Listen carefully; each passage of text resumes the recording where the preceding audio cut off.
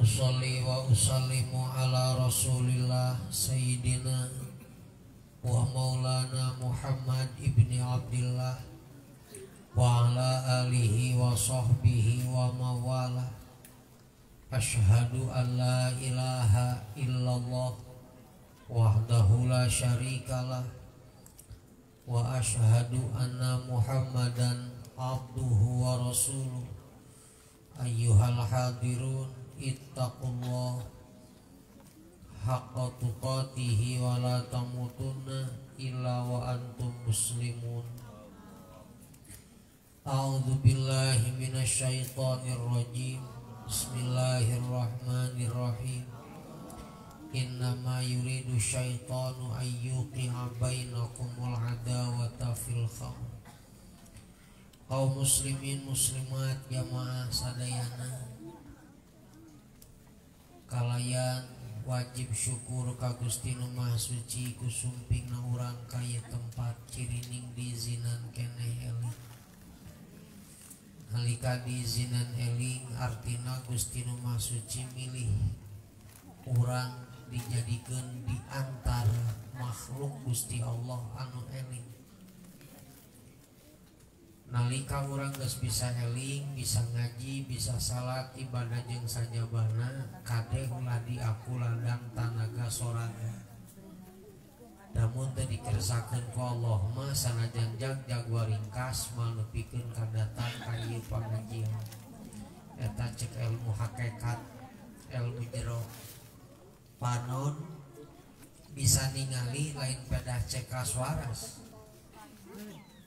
Bisa ningali na panon kasatiap nu katingali dumeh aya naon? Halo? Aya caang, aya cahaya. Dipariksa ka optik teu aya kendala, eueuh min, eueuh plus. Dina harti matana normal. Warang suka imah lampuna poek mongkleng buta hejo. Kira-kira bisa ningali mah.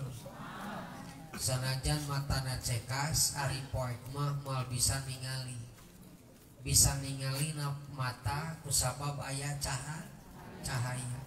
Awakna mah jag-jagwa ringkas, tanaga bedah sanggup manggul semen 10 sagno.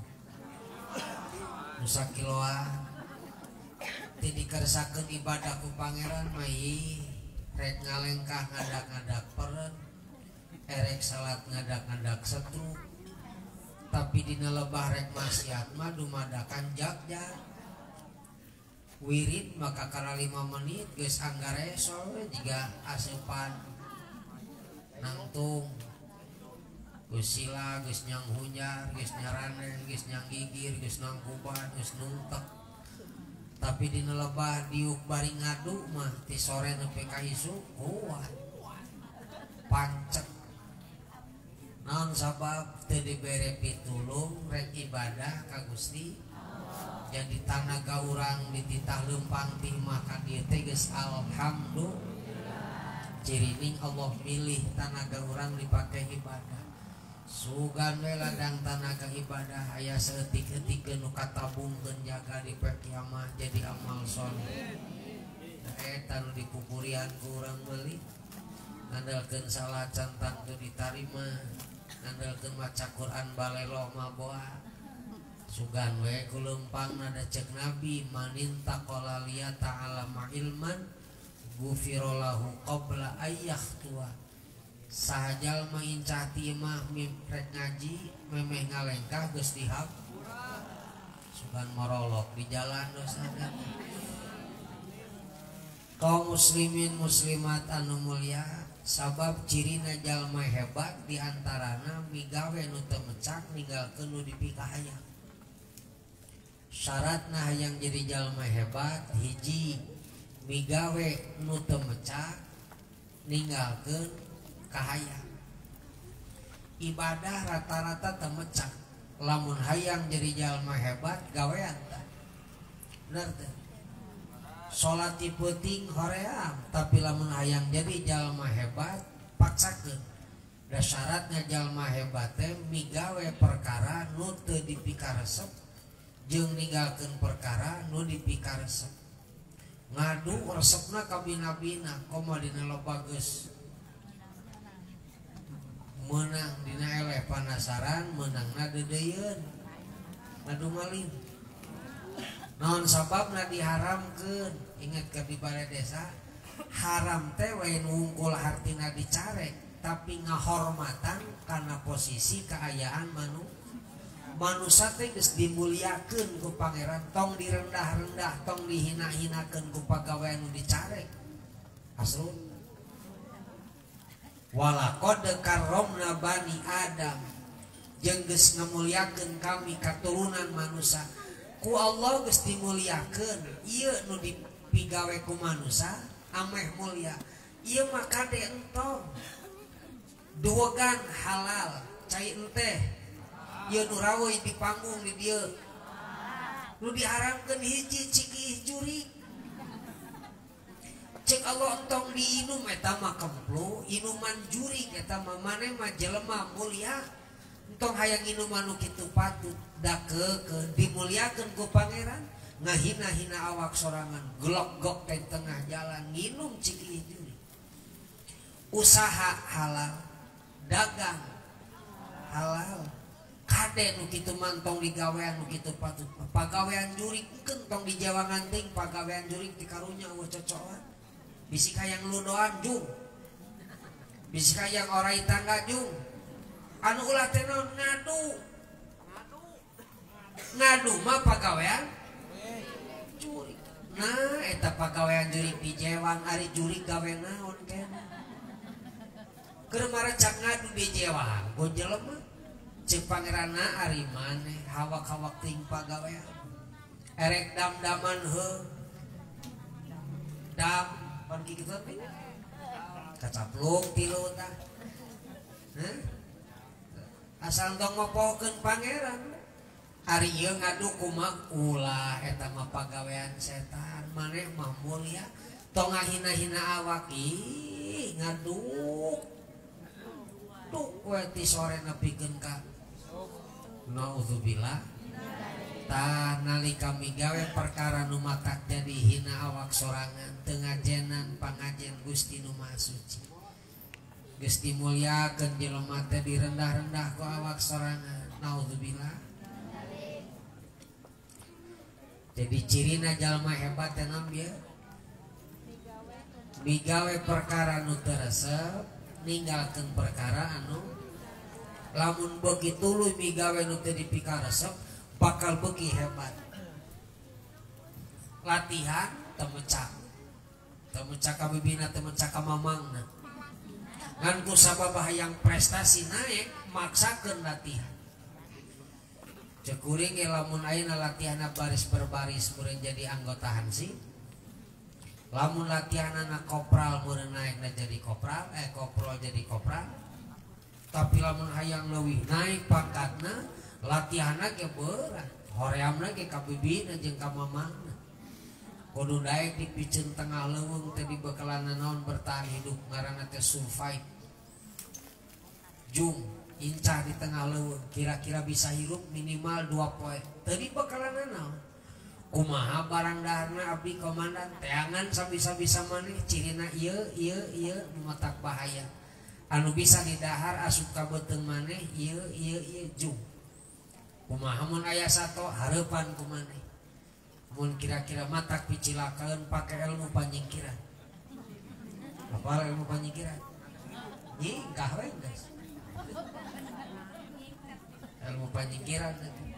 bertahan 2 hari lulus ku komandan dipanggil ente lulus naik pangkatnya sampai ke aya pasukan nu kudu bisa bertahan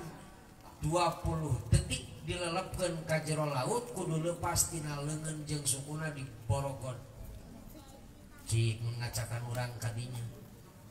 urang mah kabedeng ge kecemplung batu ngajelang ti sasakendo datang ka ditu geus ngecelepepeng eta mah naik pangkat kakara latihan leutik geus teu bisa mah ngahareupan jalma hareupeun Gusti Allah imanna hayang leuwih ningkat kudu daek maksakeun migawe perkara nu teu mecak jeung kudu daek maksakeun ninggalkeun perkara anu beuki kuat migawe perkara nu teu mencak beuki luhur paingan para nabi para wali pangkatna hareupeun Gusti nu masuci luhur sabab berat nabi mau ujianana lain berat unggul dipasean ku jelema eta mah geus lumrah cobaanna teh wah di ditu jeung di dieu tapi lulus nepikeun ka tina 124.000 aya 5 nabi anu jadi komandanna ka asup kategori ulul azmi. Ulul azmi teh nabi-nabi anu kuat sabarna leuwih ti nu sejen sabab godaana rongkah hari urang mah teh digoda ge sok goda sorangan eueuh nu ngagoda geus ngagoda teh kerek ngaji geus teu kudu ngaji lah eta keneh murina ge mana teh kada gelar sulpan ngarep maneh era teu mere cekurangna teh heueuh nya golepak sorangan eueuh nu ngancam sorangan paingan pangkat urang mah dihandap we hareupeun pangeran teh sabab kakabeungan anu teu mecak teu digawe anu digawe teh anu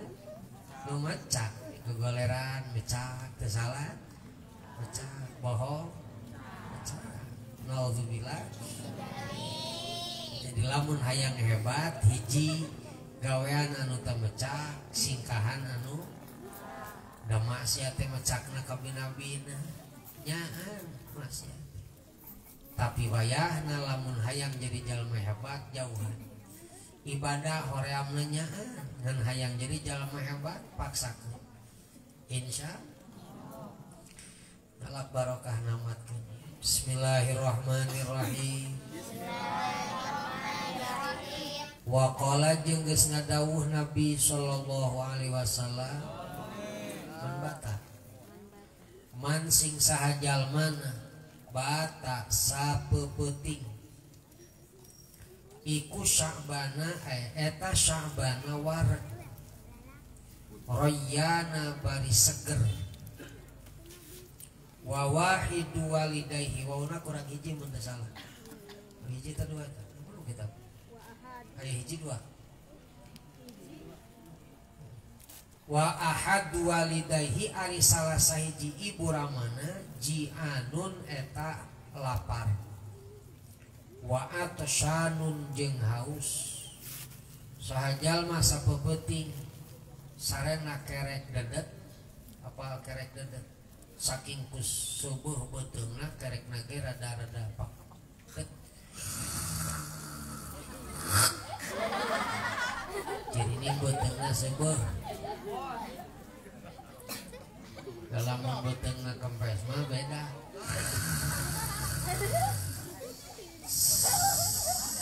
beteungna kosong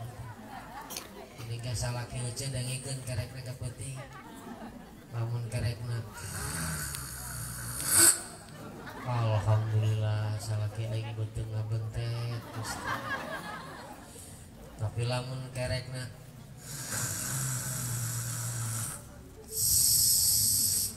dada teuing salaki lagi betul kosong maksakeun molor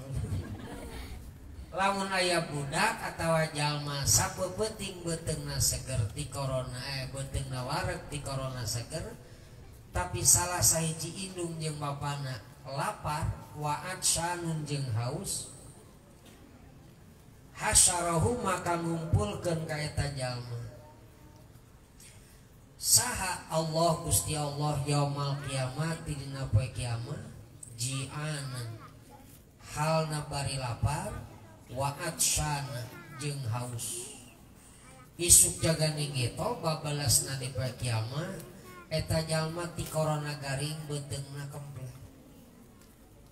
lok jeung ngeluh babales bongan beteungna sapeuting di dunia seubeuh inung bapana lap walam tastahi jeung teu isin saha Gusti Allah min adzabihi tina nyiksa eta jalma yaumal qiyamah isuk jaganing eta Allah teu ngarasa berat teu ngarasa era nyiksa eta jalma sabab pangkawarah nyiksa kolot wa qala jeung geus ngadawuh Nabi sallallahu alaihi wasallam man sing saha jalma ropa'a ngangkangkeun kieu tah yadaihi kana leungeun duanana lihat riba supaya nenggel ahada walidayhi kasalah sahiji ibu ramana gulat maka dibelenggu naon yaduhu tangan eta jalma yaumal kiamah ila unuqihi kapundukna maslulatan halna bari kempleng kempleng tak kempleng ai kempleng no beda ai kempleng mah lemper tomper koper nya lempernya kajeun ai tulisanna mah lemper namun dibaca lemper jadi akaneun sajal mangangkan kendeungeun rek neungel indung atawa bapana poe kiamat eta jalma dirante dina pundukna bari nangteri teh koper lemper qalu dausah sahabat ya Rasulullah utusan Allah wa in darabahuma kumaha lamun neunggel kaduanana tadi wungkul ngangkat kumaha lamun jadi neunggel gaplok teh kana awakna naudzubillah min dzalik qala ngadawuh nabi tuqta'u ditek-tek dina ditek-tek yaduhu leungeuna qabla ayyajuza samemeh ngaliwat ala sirati kana jembatan wa tadribuhu jeung neungeul ka eta jalma saha al malaikatu malaikat ceuk Kangjeng Nabi lamun kajadian neungeul nampili maka leungeunna ditek-tek memeh liwat jembatan Siratal Mustaqim bari digiring ku malaikat dibabukan ku malaikat naudzubillah takade keheul-keheul ting teungeulkeun we ka awak sorangan tong neunggel kolot naudzubillah padahal Kangjeng Nabi teu kantos tepang sareng abahna tapi omat-omatana ka Nabi sabab non ayana urang sababiahna ayana indung dia anishkur liwali walidaika ilayal masir kudu syukuran ka kaula jeung ka indung tur ka bapa sabab eta nu jadi sababiah datangna nikmat memawi Kangjeng Nabi mah estuning nyaan simpun rada ngahulang naon sababna Kangjeng Gusti Nabi didawuhkeun ku Allah laulaka ya Muhammad lamun lain gara-gara anjeun Muhammad kami moal ngieun alam dunia rada ngahulang jentul kuring maksud rada ngahulang jentul teh panan nabina can aya tapi Nabi Adam geus aya nabina Kangjeng Nabi Muhammad can aya tapi ngaran Kangjeng Nabi geus diteblengkeun di gerbang sawarga la ilaha illallah Muhammadur Rasulullah bari gorehel aya hadis qudsi lamun lain gara-gara anjeun mah kami moal nyieun desa Gandung moal nyieun Indonesia moal nyieun alam dunia jadi urang aya ieu teh gara-gara nama ayana Kangjeng model kieu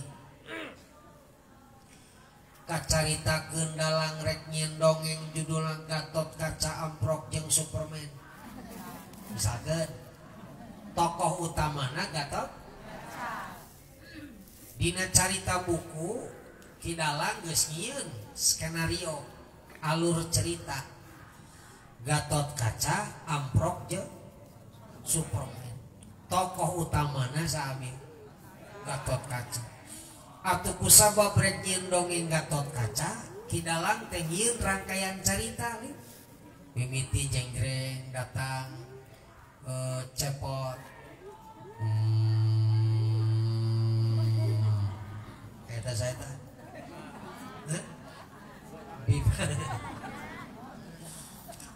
mimiti datang kurunyung tokoh nu beungeutna beureum bari huntuna nyengehel dua di baturan ku lanceukna nu irungna panjang tuluy kucluk-kucluk bapana nu sok nanggeut leungeun ditonggong atuh ayana sagede atuh ngarobrol eta tiluanana Kidalang geus mempersiapkeun tokoh utamana Gatot Kaca kurunyung Superman ngobrol jeung tiluanana si Cepot Dewala jeung Semar garing mana usah carita ini balikan deui Superman kurunyung teh datang ngobrol jeung tiluan tokoh wayang nu mimiti dihadirkeun ku Kidalang nyatana si Cepot Dewala jeung Semar ngobrol ngalir ngidun ngulon eta tungtungna eta jelema opatan incah lelempangan ka tempat nu geus disadiakeun ku Dalang rarangken di dinya aya sawarga mandi loka panggih jeung para dewa kaasup panggih jeung anu tukang adu dombakeun teh saha Sidorna uplek ngobrol nepikeun ka mecakeun pisan sanggeus kitu kajadian panggih jeung nu jahat hatena garelu panungtung Kidalang ngaluarkeun tokoh utama sabi Gatot Kaca ngapung piawang-awang penting aslina para angin geus reueuh cikuring rek nanya nah geuning Kidalang ngahadirkeun Ki Semar sabab rek nembongkeun tokoh Gatot naon sababna Kidalang ngaluarkeun tokoh si Cepot sabab rek ngaluarkeun tokoh Gatot naon sababna Superman diasupkeun sabab rek nembongkeun tokoh saha kabeh ayana Ki Semar ayana Superman Cepot jeung Dewala kabehna teh gara-gara aya rek aya Gatot jadi aya sawarga mandi loka gara-gara na aya rek aya Gatot Kaca ayana Ki Semar gara-gara rek aya Gatot kabeh dina eta pawayangan anu aya judulan erek nembongkeun Gatot Kaca sanyana mah Kidalang teh ngan rarangken-rarangkena dijieun dihadirkeun Bima dihadirkeun Dorna dihadirkeun Nyi Kunti teu make lanak henteu tapi eta tokoh diayakeun teh keur ngadukung tokoh utama saha saalam jagat ieu ti mimiti Nabi Adam nepikeun ka urang manusia panungtung erek ngadukung tokoh utama saha Kangjeng Nabi Muhammad dalamun eueuh Gatot Kaca mah Semar ge moal dikaluarkeun lu bener teh mun eueuh Gatot Kaca mah moal aya si Cepot moal dina dongeng eta teh moal aya sawarga mandi loka moal aya si Dewala moal aya Bima moal aya Dorna aya kabeh teh kapokor rek aya Gatot urang aya kapokoh ayana Kangjeng eueuh Nabi mah moal aya dongeng dunia cek Gusti Allah sanggeuk anjeun alam dunia torok kaharti tante sabab geus kaharti ngeusan mideuhna balik tutup lawa tasbih subhanallah